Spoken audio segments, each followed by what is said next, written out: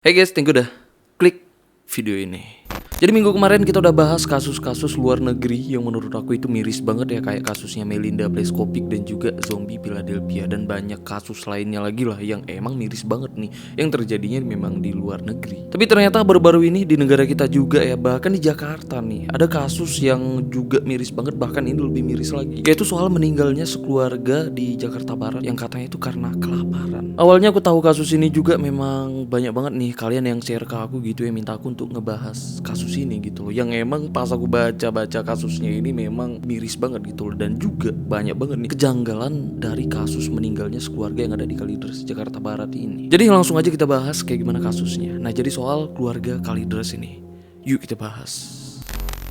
Jadi di tanggal 10 November kemarin mulai banyak nih media-media yang mulai memberitakan soal kejadian ini. Bahkan ada salah satu media di sini sampai sebut ya kalau kejadian ini tuh karena salah pemerintah, karena katanya ini kelalaian pemerintah Jakarta Barat. Terus ada juga yang sebut kalau kejadian ini tuh terjadi karena kepekaan sosial masyarakat di sana itu udah hilang katanya. Jadi karena informasi yang kayak tadi ya, kita semua jadi berpikir kan kalau meninggalnya keluarga ini ya itu benar-benar karena kelaparan, karena faktor ekonomi kan. Tapi apakah benar nih mereka meninggalnya itu karena kelaparan, itu karena pure faktor ekonomi? Nah, ini nih yang misteriusnya ya menurut aku kalau kita ikutin kronologi ceritanya ini kayak gimana. Jadi kronologinya awalnya di tanggal 10 November kemarin ya, masyarakat di Kalideres khususnya itu di komplek perumahan Citra Garden Extension 1 yang ada di Jakarta Barat. Nah, awalnya masyarakat di sana tuh nyium aroma menyengat tuh dari rumah keluarga ini. Terus masyarakat pun itu ngelapor tuh ke RT-nya dan ngecek lokasi ya rumah keluarga ini gitu loh. Yang ternyata sampai sana ya gerbangnya itu terkunci tuh dari dalam. Akhirnya RT pun ngelapor kejadian ini tuh ke Polsek Kalideres, sampai akhirnya ya pengurus RT di sana itu ngebuka paksa gerbang dan pintu utama rumah keluarga ini yang memang dalam keadaan terkunci itu dari dalam, yang mana ini memang dilakukan dalam pengawasan kepolisian di sana. Nah, pas pintu udah kebuka, disinilah mereka itu nemuin ternyata ada 4 mayat di rumah itu di ruangan yang berbeda. Yang pertama di kamar nomor 1 atau kamar utama rumah itu ya, di situ ditemuin 2 mayat. Itu mayatnya si ibu dari keluarga ini yang udah berusia 68 tahun yang memang tergeletak di tempat tidur dengan keadaan tubuhnya itu yang memang udah mengering gitu karena memang udah membusuk. Terus anaknya ya, wanita yang berusia 42 tahun itu ditemukan tergeletak tuh di lantai kamar itu juga dengan kondisinya yang beda nih dengan ibunya. Jadi nggak gitu kering karena nggak gitu membusuk. Terus bapak dari keluarga ini yang udah berusia 71 tahun itu ditemuin di kamar belakang rumahnya gitu loh, dengan kondisi yang juga udah mulai mengering. Terus yang terakhir saudara ipar dari bapaknya ya yang udah berusia 68 tahun itu ditemuin dengan posisi terduduk di sofa yang ada di ruang tamu rumahnya, yang memang dalam keadaan udah mulai membusuk. Jadi diperkirakan ya kalau mereka itu meninggalnya itu nggak serentak gitu loh, tapi bertahap karena kondisi tubuh ibu dan bapaknya itu yang paling kering gitu ya dibandingkan dengan anaknya dan juga ipar dari bapaknya itu masih nggak gitu kering. Yang ternyata dari sinilah bau menyengat yang dirasain masyarakat bahkan udah sejak beberapa bulan yang lalu. Berarti udah berapa bulan tuh mereka meninggal di rumah itu dan benar-benar nggak ada yang tahu loh. Baru di bulan November ini ketahuannya. Wah, gila banget sih berarti.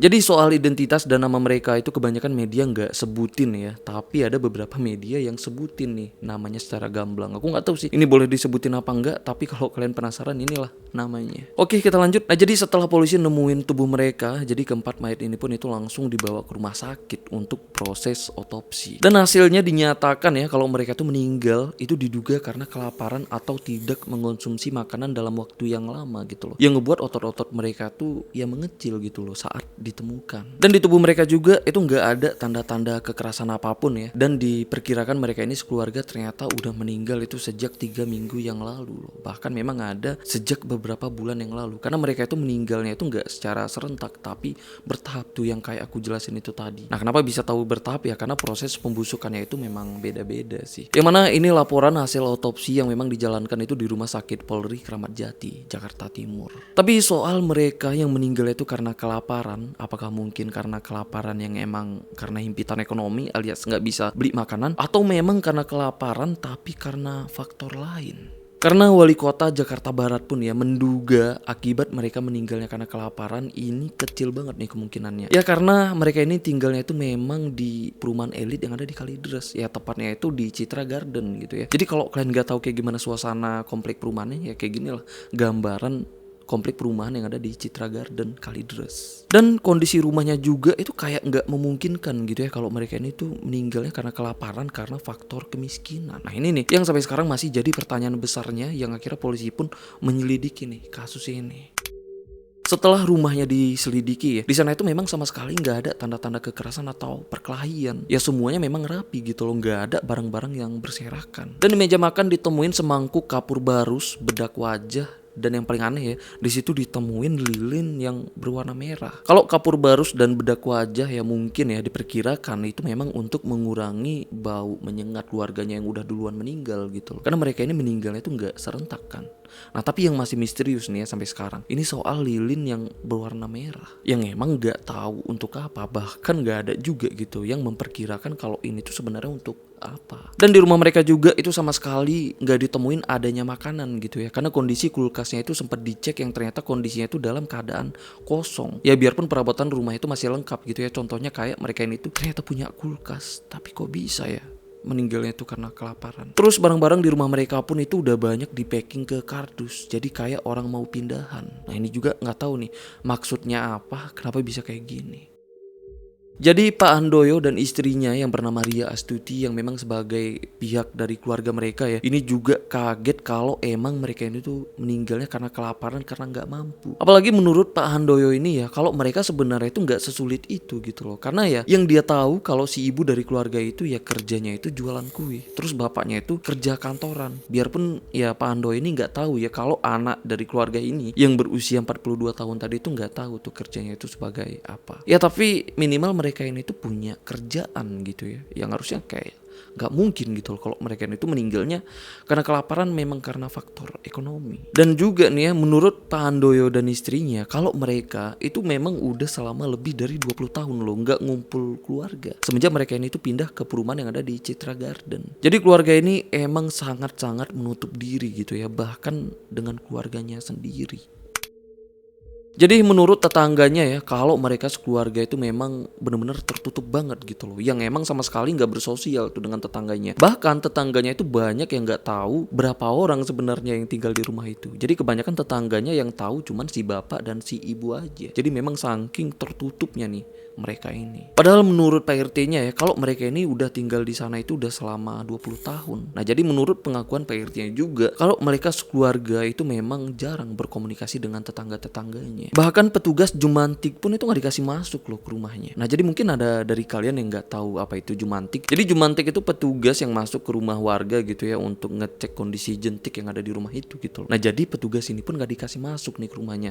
Emang saking tertutupnya nih keluarga mereka, bahkan untuk keselamatannya sendiri loh kan padahal.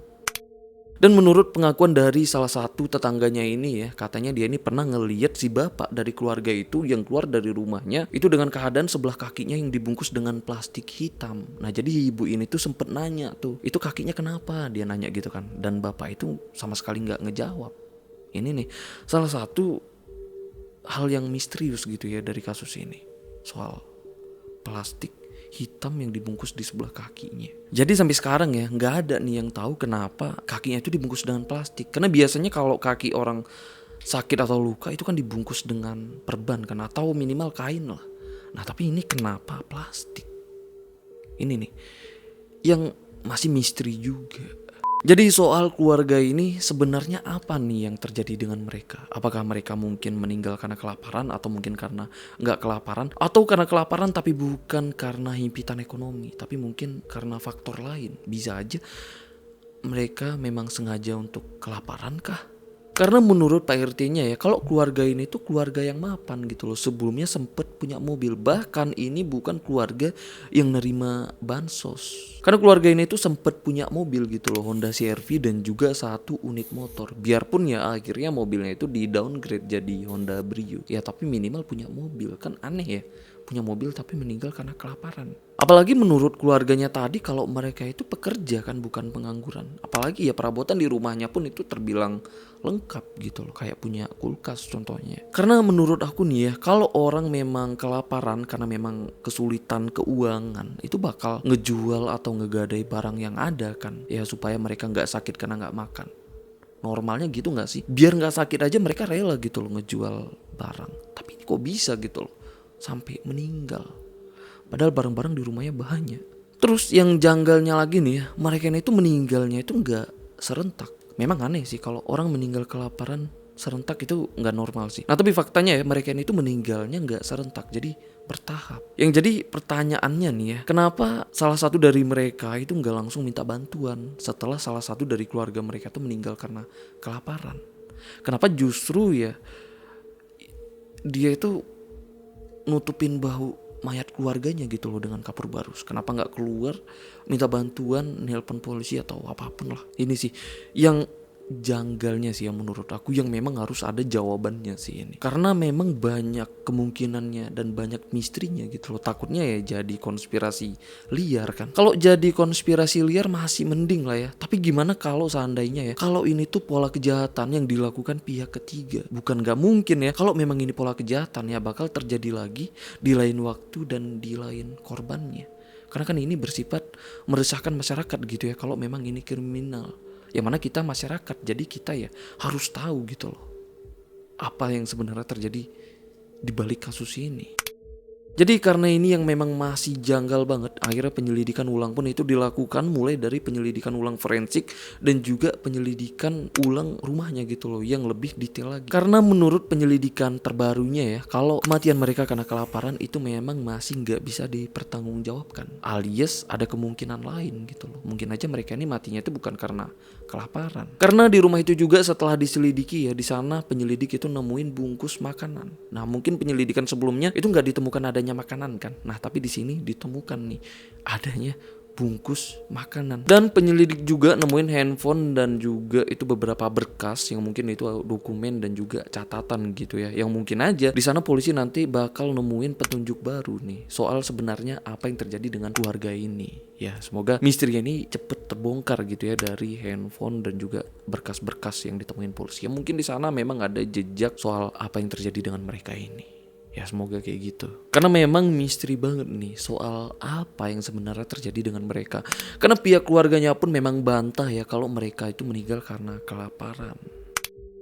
Jadi di updatean terbarunya yang baru aja aku temuin tadi ya, ternyata di sini katanya keluarga ini ternyata punya aset 1 miliar loh. Mungkin gak sih meninggal kelaparan sedangkan mereka punya aset 1 miliar. Dan juga ya pakar pun curiga kalau korban atau keluarga ini penganut apokaliptik. Karena menurut pakar kriminolog dari Universitas Indonesia yang bernama Adrianus Meliala, dia ini menduga ya kalau korban atau keluarga ini itu penganut aliran apokaliptik atau semacam keyakinan akhir dunia yang mencabut nyawa dengan cara ekstrim. Gimana nih menurut kalian soal dugaan pakar ini? Tapi kalau dipikir-pikir memang ada hubungannya kali ya. Tapi kalau kasus ini ada hubungannya dengan sekte kayak gitu ya. Jadi ini ngingetin aku dengan kasus di US ya yang emang ngeri banget, itu sekte Heaven Gate dan juga People's Temple gitu loh, yang memang ya mereka melakukan gerakan bundir massal. Ya tapi kita nggak bisa pastiin ya ini sebenarnya apa yang terjadi. Ya kita tunggu aja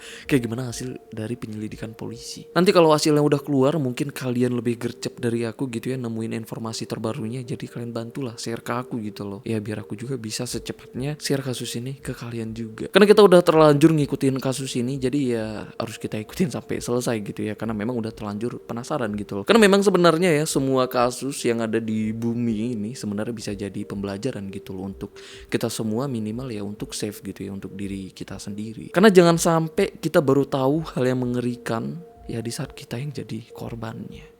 Itu serem banget. Oke lah, sampai sini aja pembahasan kita kali ini. Mungkin nanti ke depannya kalau memang ada updatean terbaru, kalau memang ya updatean terbarunya itu benar-benar panjang, aku bakal ya buat part keduanya gitu ya, bakal infoin ke kalian lagi gitu loh updatean terbarunya itu kayak gimana. Tapi kalau memang updateannya itu memang pendek gitu ya, aku bakal kasih tahu ke kalian melalui postingan YouTube kali ya. Ya pokoknya kayak gimana pun aku bakal infoin ke kalian. Oke lah, jadi untuk kasus kita ke depannya serunya kita bahas kasus apa lagi ya untuk pembelajaran kita, karena kita di sini memang orang-orang yang seneng menjadikan kasus-kasus mengerikan jadi pembelajaran gitu ya. Jadi kalau memang kalian nemu ide kasus apa serunya kita bahas ke depannya, kalian tinggalin aja di kolom komen di bawah. Oke lah, sampai sini aja. Aku Rizky Wadiono. Bye bye.